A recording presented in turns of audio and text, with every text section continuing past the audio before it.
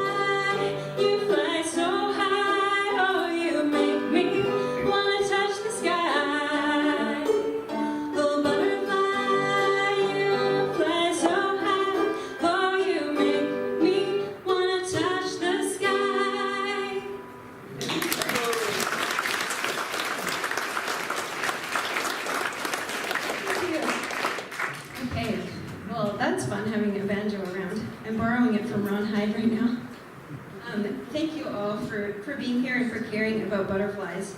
We're just going to take a moment to do some spaghetti management with these cords and get our mics switched around so that our speaker can be comfortable tonight too. So just give me a second.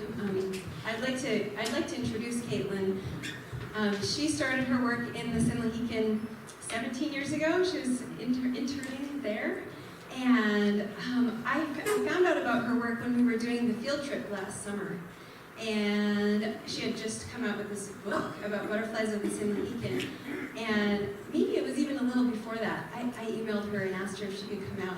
And after some time and Dale helping out and asking her and saying, hey, we really, really want you to come to Tonasket, she agreed to come. And it's kind of a long drive from Kelso. And yeah, so that's a big commitment. For us to be living in a town like Tonasket and have somebody who's invested as much time as Caitlin has into understanding the butterflies of our area, it's like pretty much unheard of. This is very, very special that we get to have Caitlin here tonight to share her expertise with us. So I just want to express gratitude, and if we can all just make her feel really welcome here tonight, and just give me a little moment to switch the slideshows and the microphones around, and then we'll be ready to talk about butterflies. LaBar, and like Julie said, I was an intern here in 2004 at the Sinlahican. That was while I was an undergraduate student at Central Washington University in Ellensburg, where I grew up. One of my professors actually lives across from Dale's parents, so that's how we made that connection. And he was looking for interns for the Sinlahican to start doing GIS work, documenting fences and things like that.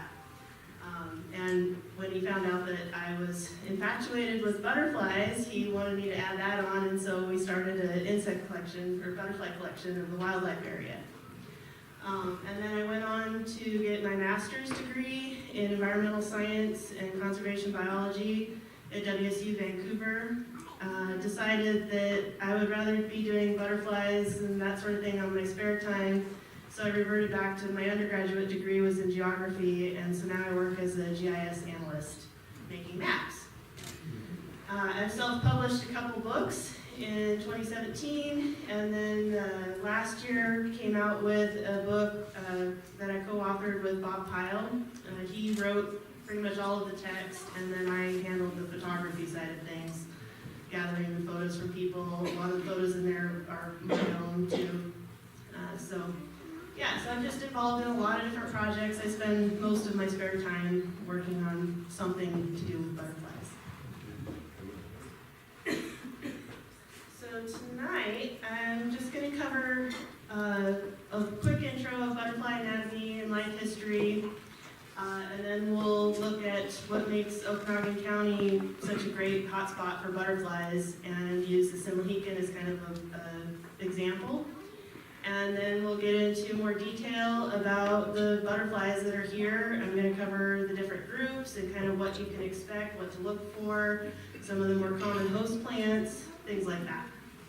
And then we'll round up the end with some information on how you might be able to contribute to ongoing research, like providing observations and things like that to me and some of the work that I'm doing. On to the order Lepidoptera, which literally means scale wing. And as you can see in the picture here, this is a zoomed in image of a red admiral butterfly. You can see the antennas over here and all the scales overlapping like shingles on a roof. So these are what give the butterfly their color. The scales are either pigmented, so they actually are that color, or the structure of the scales reflect or refract the light in such a way that it makes them appear a color. So most butterflies that are blue and have some purples or any kind of metallic coloration, those are because the scales have little microscopic grooves and ridges in them that are reflecting that back. So if you kind of think of like looking at a lake, it looks blue, but if you were to scoop up a glass of water, the water would be clear. It's the same kind of concept. So one of the most frequently asked questions I get is, how do you tell butterflies and moths apart? There are several ways to do that. The best way is by looking at their antennae. Butterflies have very straight antennae, as you can see here, and they have a club on the end that either is just kind of a little knob, or it can be kind of flattened and form a little hook in the case of skippers. Moths either have a very long antenna that's kind of wavy with branches on it, making it look like a feather, or it can just be a single thread-like antenna, but it never has the knob on the end, and they usually are pretty flexible too. Another way to tell them apart is when they're flying. Most people, well, maybe not most people, but a lot of people think that only moths fly only at night, and butterflies fly during the day. Butterflies do only fly during the day, but there are also a lot of day-flying moths. One example is this elegant sheep moth here. It's a very large, very brightly colored moth that flies during the day, and it's pretty common around here actually. So you might see these, and they'll fly really rapidly and kind of erratically, so some people will realize it's a moth just because they're not quite as floaty as a butterfly, but they're just so pretty that people will think they're a butterfly.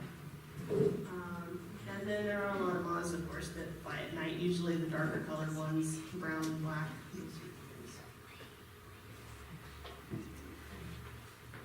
So throughout my talk, you may occasionally hear me mention the dorsal view or the ventral view. Those are sort of technical terms for just referring to the upper side or the underside of the butterfly wing. These are terms that are very frequently used in field guides when trying to identify a butterfly and describe the markings. So you might hear references to the ventral forewing, which is the underside of the front wing, or the dorsal hind wing, the top side of the hind wing. So in this case, with this lilac bordered copper, we would say this lilac band is on the ventral side of the hind wing margin, so kind of the outer edge of the wing. As of course, butterflies undergo complete metamorphosis, so they have an egg, larva, pupa, and adult stage of their life cycle. And a lot of people don't realize that most of the species that live in our area actually overwinter here. There's only a few that migrate, like the monarch and painted ladies, American ladies, and West Coast ladies. They cannot survive our cold winters here, so they have to fly south for the winter or else they'll die. This example here, of course, is a monarch, and I actually reared this from a larva I found on the Sinlagan. It's the only monarch I've ever reared and the first caterpillar I've ever found, so it's really exciting. It's a fun process to watch. And it turned into this female here. You can see she had just hatched out and still has her wings all crumpled up. Butterflies, their pupa is also referred to as a chrysalis. And right before, usually like a day or two before they're about to hatch out, their chrysalis will start becoming more clear, and you can start to see the color of the wings showing through. And that's how you know that they're about ready to hatch out.